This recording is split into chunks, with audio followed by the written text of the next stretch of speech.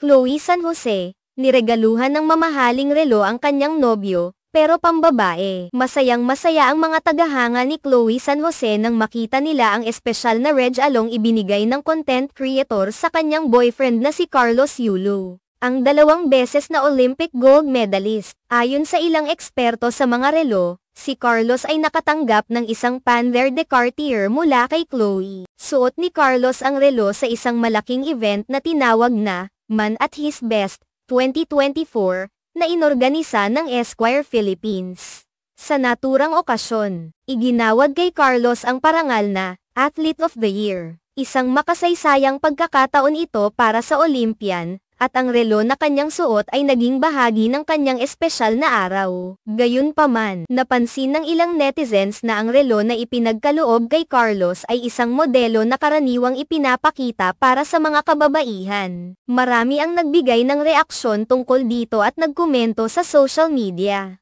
Ayon sa ilang kritiko, maaaring ang relo na ito ay hindi para kay Carlos kundi para kay Chloe. Syempre para in the end kanya ulit, sabi ni Maria, isang netizen, na tila nagpapakita ng paghihinala na baka sa huli ay mapasakamay din ni Chloe ang relo. May mga netizens din na nagkomento na maaaring hindi aware si Carlos na ang relo ay may design na mas angkop sa mga babae. Baka para sa kanya talaga yan may maipakita lang na binigay kasi pang girl or baka di niya alam na pang girl haha. Sabi naman ni M, isa pang netizen na nagbigay ng opinyon. Ayon sa kanya, maaaring hindi alam ni Carlos na ang relo ay karaniwang inuugnay sa mga kababaihan, kaya't ipinakita na lamang ni Chloe ito bilang isang regalo sa kanya. Sa kabila ng mga puna ng ilan, maraming fans naman ang tuwang-tuwa at ipinagdiwang ang gesture na ipinakita ni Chloe para kay Carlos. Para sa kanila, hindi mahalaga kung para sa babae o lalaki ang relo. Ang mahalaga ay ang pagmamahal at pagpapakita ng appreciation sa isa't isa sa pamamagitan ng mga espesyal na reg along tulad nito. Ang pagbibigay ng reg along ito ay isang patunay ng kanilang malalim na relasyon,